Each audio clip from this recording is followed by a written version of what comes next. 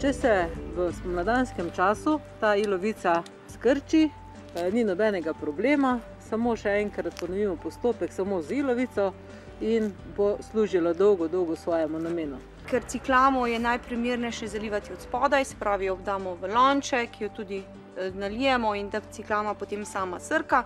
Gre ta zračni mehurček po samem steblu in ker smo ga pičili, ima možnost, da gre zrak ven, voda pa naprej v glavico tulipana. V nasprotnem primeru se nam včasih zgodi, da tulipan povesi svojo glavico brez kakršnega koli vzroka.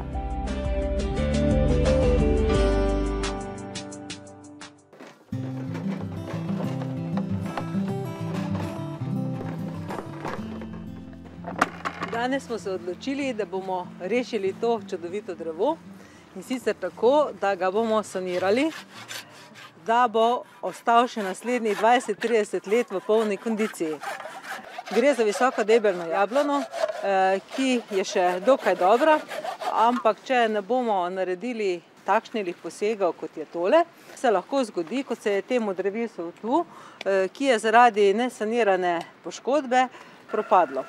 Visoko debelno drevesa rešujemo lahko na tak način, da pravilno poševno odrežemo mesto, kjer je nastala luknja, seveda je pa potrebno to prej sčistiti.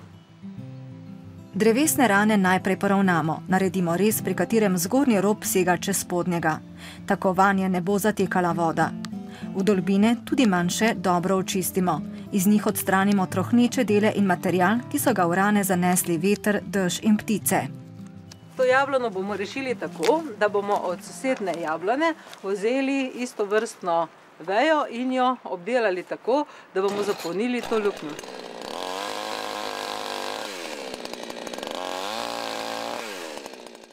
Veje sorodnega drevesa naj bodo različnih velikosti in debelin. Uporabimo jih kot polnilo.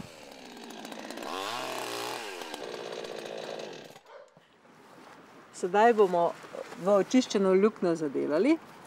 Slavko, kar tole noter probaj čim bolj zapolniti. Še malo.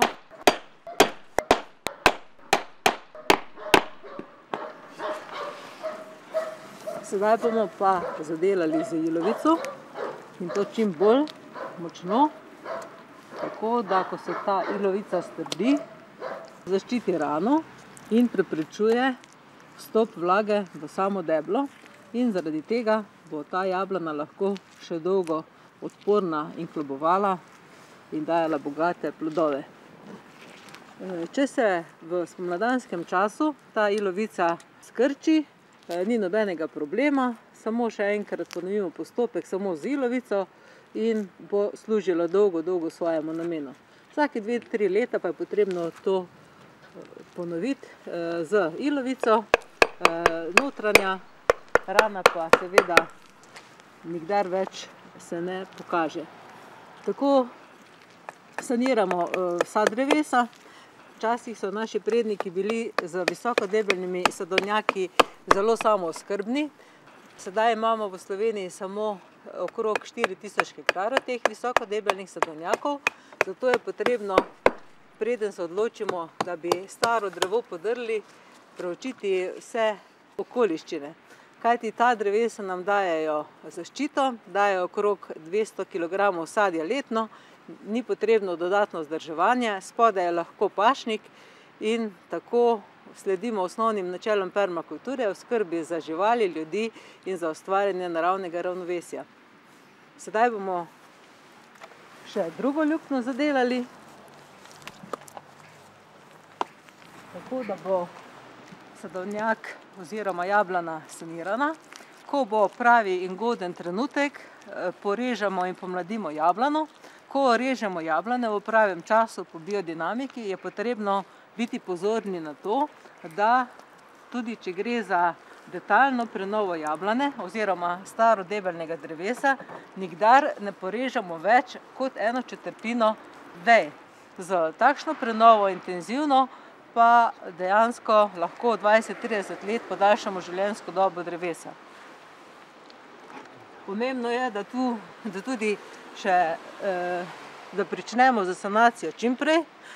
tudi takrat, ko je luknja še mala, takrat niti ni potrebno, da se polni z cepiči oziroma z polnilom iz lesa, lahko samo zadelamo z ilovico in bo služila enakemu namenu. Oskrbovano drevo bo živelo in rodilo desetletje ali dva dlje kot tisto, ki ga ne negujemo. Po zimi ga lahko premažemo še z biodinamičnim pripravkom, tako ga zaščitimo in mu dodamo hranila. Ko v mesecu novembru, po slovensko listopadu, odpade listje z našega sadnega drevja, potem se vse energije preselijo nekako v področje korenin, se pravi v področje zemlje, kar je pa na drevesu, pa so vse energije skoncentrirane v brstih. Da mi to drevo pognojimo, ga premažemo z pasto za sadno drevje oziroma poškropimo z preparatom za sadno drevje. Za izdelavo paste za sadno drevje potrebujemo ilovico, približno 10 kg, ki jo stresemo v posodo, v kateri bomo to zmešali. Ilovico naberemo pač tam, kjer je pa ilovica snov, ki prenaša energije, mineralov na drevesa. To je prvo.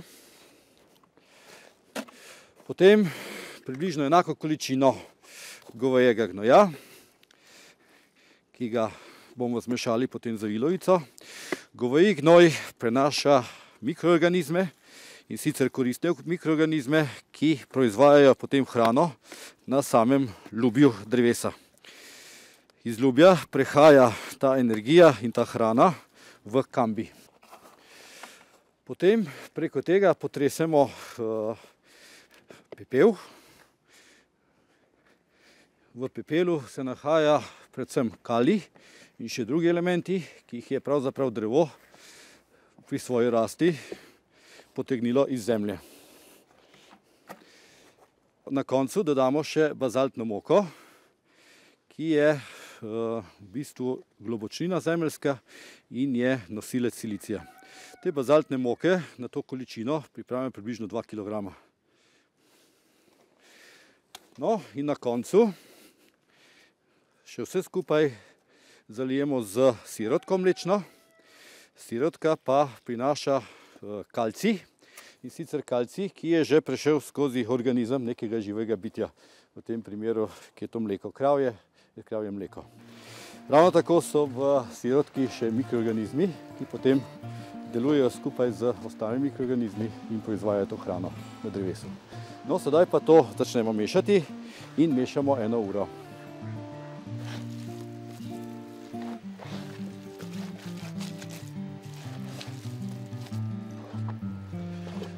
Po 1 uri je pasta za sadno drevje pripravljena. Kakor vidimo, so se vse spojine lepo pomešale v kompaktno pasto. Ta pasta je pripravljena za uporabo v celem zimskem obdobju, se pravi od trenutka, ko je odpadlo listje, pa do konca februarja. Nanašamo jo na debla dreves in sicer na dan za plod, ko nam temperature to omogočajo, to se pravi, da ne zmrzuje. Dneve za plod lahko poiščemo v setvenem koledarju. Ker je ta pasta še nekako pregosta, jo bomo za eno drevo odvzeli in zmešali z vodo, tako da bo primerne viskoznosti za nanašanje s čopičem. Za redčenje uporabimo rahlo mlačno vodo, še najbolje je, če je to deževnica. Premaz, ki ga nismo porabili in razredčili, v vedru skladiščimo v kleti, garaži ali vrtni uti in ga uporabimo kasneje. Pasto si prinesemo v drevesu in drevo najprej pripravimo. To pomeni, da odstranimo dele skorje, ki odstopajo. S tem smo odstranili tudi določene del škodljivcev, ki se je čez zimo skril po tole odpadlo ljubje.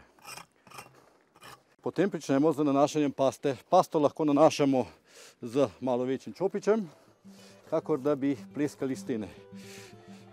Lahko pa poskusimo tudi z mačkom za pleskanje. Površino lepo s to pasto prikrijemo popolnoma. Če je na deblu kakšen znak obolenja, rakavega, recimo, da je kakšna taka bula, potem jo izrežemo in ravno tako namažemo s to pasto. Z biodinamično pasto premažemo deblo in spodnje dele vej, dokoder sežemo s čopičem ali valčkom. Višje veje poškropimo z razredčenim premazom. Pasto za škropljenje pripravimo tako, da vzamemo približno 10 dekagramov paste, ki smo izdelali, dodamo v vodo preparat Pomaritun, približno 2 pesti, in potem pričnemo z dinamiziranjem. To pomeni, da v leseni posodi v topli vodi pasto in preparat Pomaritun mešamo 20 minut. Z vodo razredčen premaz skozi sito precedimo v škropilnico. To storimo, da se šobe pri škropljenju ne zamašijo. Škropivom dosežemo višje veje, jih zaščitimo in jim dodamo hrano.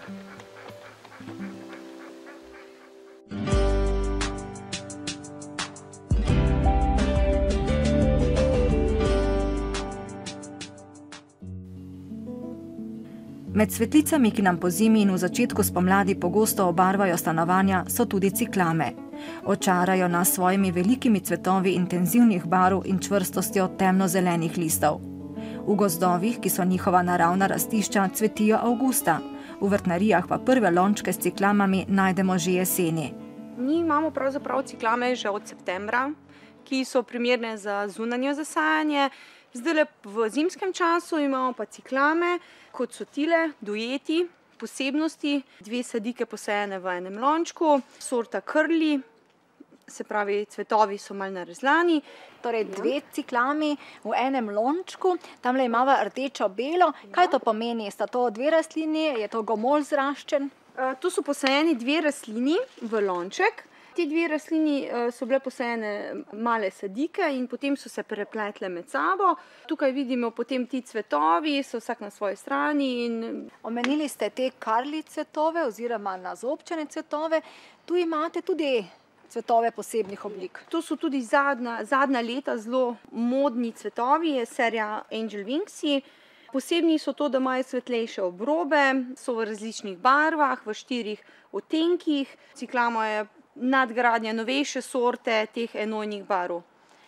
Ko kupimo ciklamo, na kaj moramo paziti? Kakšna rastlina naj bo? Kaj preverimo? Najprej preverimo, da so listi čvrsti, da je habitus lepo oblikovan, da ima zelo veliko nastavkov za cvetenje, saj taka rastlina potem ima še zelo dolgo pocvita. Paziti moramo tudi, da so zdrave, ker ciklame so občutljive na botritis, na to gnilobo.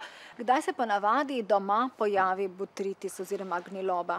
Ponavadi, če so ciklame premokre ali mogoče malo bolj na vlažnem prostoru, da ni veliko cirkulacije zraka, če je v vodi, da jo ne odcedimo pravi čas, ker ciklamo je najprimernejše zalivati od spodaj, se pravi, jo damo v lonček, jo tudi nalijemo in da ciklama potem sama srka, ker je tudi možnost, da potem začne, če se po vrhu, da začne nastajati botritis. Oziroma, da tale gomolj začne gniti. Ali lahko vidiva, imate kakšen primer rastline z botritisom? Ja, tale. Tukaj lahko vidimo prve znake. To je treba očistiti. Ročno se očisti, paziti treba, da vse te trose odstranimo, da vso gnilobo damo v stran, to se potem ne širi več. Je pa treba potem redno pregledovati, ali je potem rastlina zdrava ali ni. Na kakšno mesto torej v stanovanju postavimo ciklamo? Zdaj so prostori ogrevani, te rastline pa imajo raje hladno. Ciklame imajo rade hladnejše prostore, saj na toplem podivjajo, so rumeni listi postanejo, rade so nekje na svetlobi tudi, se pravi kakšna predsoba ali mogoče kakšna soba, ki jo ne ogrevamo, tam bo ciklama zdržala potem do spomladi. A pri vas jih imate kar v hladnem prostoru? Ja, pri nam je nekje temperatura 5 do 8 stopinj, saj tako ohranjajo čvrstost, niso pritegnjene rastline in so že pripravljene potem za prodajo. Prej ste omenili, da septembra oziroma jeseni prodajate tudi ciklame za jesenske zasaditve. Koliko stopinj pod ničlo pa zdržijo te ciklame? Sorte, ki jih prodajamo jeseni, so sorte prav primerne za zunanje zasajevanje in te zdržijo tudi do -5. Ko pride pa prvi bolj močen mraz, cvetovi grejo, ampak še vedno habitus ostane. Tako da pravzaprav uživamo celo jesen. So pa to rastline, ki poleti počivajo. Kaj takrat storimo z njimi, kako jih takrat vzdržujemo, ohranjamo? Ponavadi se presadijo, tudi lahko se posadijo v gredice ali pa v kakšne druge lonce. Lahko jih imamo zunaj, ne na direktnem soncu, nekje v senci in potem jo dognojujemo, da se pripravi potem spet na zimo, da začne cvetne poganke nastavljati in jo pripravimo, da jo potem spet uživamo v njej po zimi. Čeprav imajo ciklame rade nižje temperature in dovolj vlažno prst, se gniloba hitro naseli na njihove gomolje in spodnje dele cvetnih pecljev in listov. Zato moramo poškodovane ali propadajoče liste in odcvetele cvetove redno odstranjevati. Odstranimo jih tako, da cvetna stebla ali liste primemo pri gomolju in jih cele odstranimo z njega. Za manjši šopek lahko trgamo tudi nekaj cvetov in jih postavimo v vazo.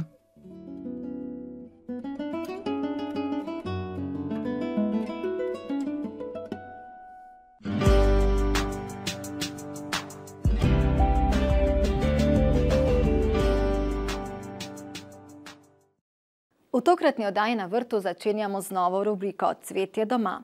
V njej boste s pomočjo doktorice Sabine Šegule z Biotehniškega centra Naklo izvedeli, kaj storiti, ko rezano cvetje ali šopek prinesete domov in bi ga radi postavili v vazo, katere oblike cvetov kombinirati in kako narediti lep šopek.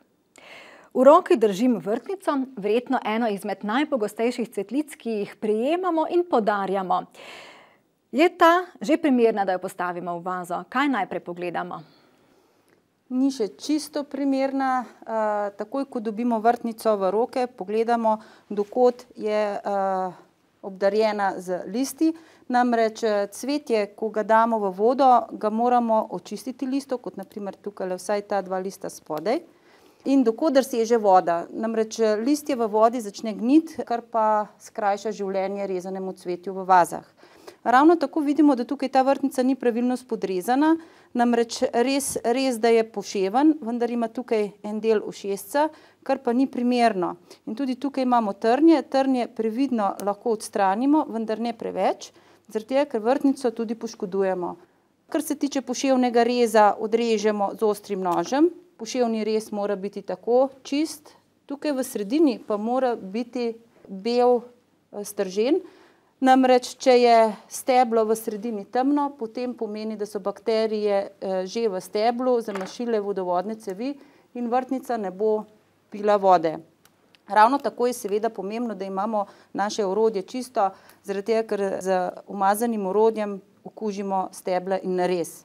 Vrtnica ta je pripravljena takole, da jo damo v vodo, s tem, da seveda teh zunanjih cvetnih listov ne obtrgujemo. Namreč cvet je bolj obstojen, če je ne dotaknen tako, kot je zrastel v naravi.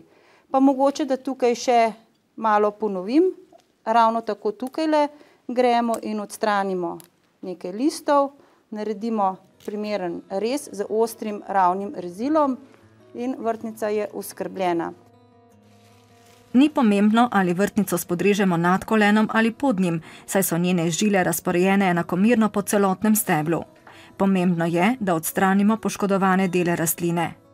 Tukaj se je poškodovalo steblo in preko take rane sokovi izhajajo v vodo.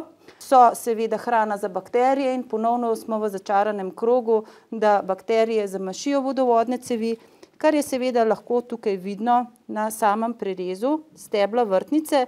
Tam, kjer je rjavkasti sržen, tam so se že začele razmnoževati bakterije. Zdravo in primerno pripravljeno vrtnico postavimo v vazo, ki jo do tretjine napolnimo z vodo. Za rezano cvetje so najprimernejše steklene vaze, ki jih pred uporabo dobro pomijemo.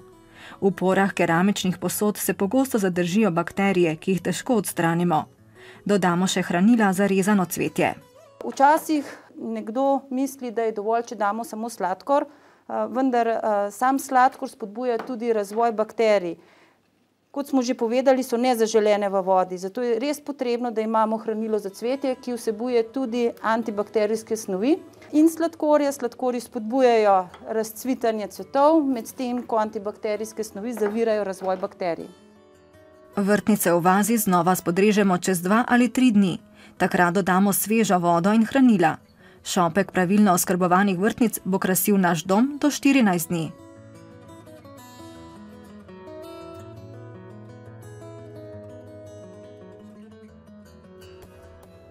Ti tulipani, kot vidimo, so v bistvu iz bolj zgodne proizvodnje. Ravno tako je za njimi že kar velik transport, priromali so iz Nizozemske, temu primerno je tudi nekoliko slabša kondicija, so nenapiti. Običajno se tulipani, ko se dostavijo v cvetličarne, v papirju zaviti bundi, se najprej samo spodrežejo in tako dajo 4 do 5 ur napit v vodo in potem šele pač se papir odstrani. Mi smo sedaj že odstranili papir, listje je še nekoliko mlahavo, vendar tulipane bomo pravilno oskrbeli. Ravno tako kot vrtnice moramo narediti poševni rez. Pri tem pazimo, nekateri tulipani imajo nekaj belega dela pecla in tisti bel del pecla odstranimo, zaradi tega, ker tam niso razvite vodovodne žile. Naredimo čisti rez, tako kot tukaj vidite, poševni, ponovno ne uporabljamo škarij. Zdaj tiste spodnje liste lahko odstranimo previdno.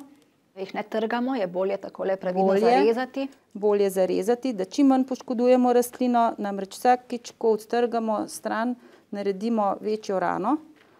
Tako pripravljen tulipan imamo že skoraj da v vodi, vendar ne smemo pozabiti še nekaj. Rečemo, da tulipan pičimo. Namreč tukaj čisto pod glavico moramo narediti majhno luknjico, tako da v bistvu začutimo na drugi strani iglo. In s tem smo omogočili, ker so tulipani, lahko rečemo, dobri pivci vode in hitro pijejo, srkajo vase. V primeru, da smo premalo spodrezali tulipan in je že zračni mehurček v vodovodnih ceveh, gre ta zračni mehurček po samem steblu in ker smo ga pičili, ima možnost, da gre zrak ven, voda pa naprej v glavico tulipana. V nasprotnem primeru se nam včasih zgodi, da tulipan povesi svojo glavico brez kakršnega koli vzroka.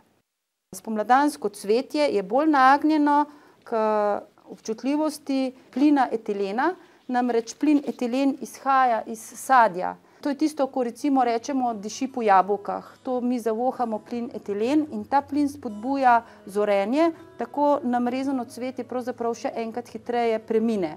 Posebno pa spomladanske cvetlice so temu nagnjene, tako da tisti stereotip v kuhinjo, poleg sklede s sadjem, še šopek, tisto ni najboljše, kar se tiče cvetja.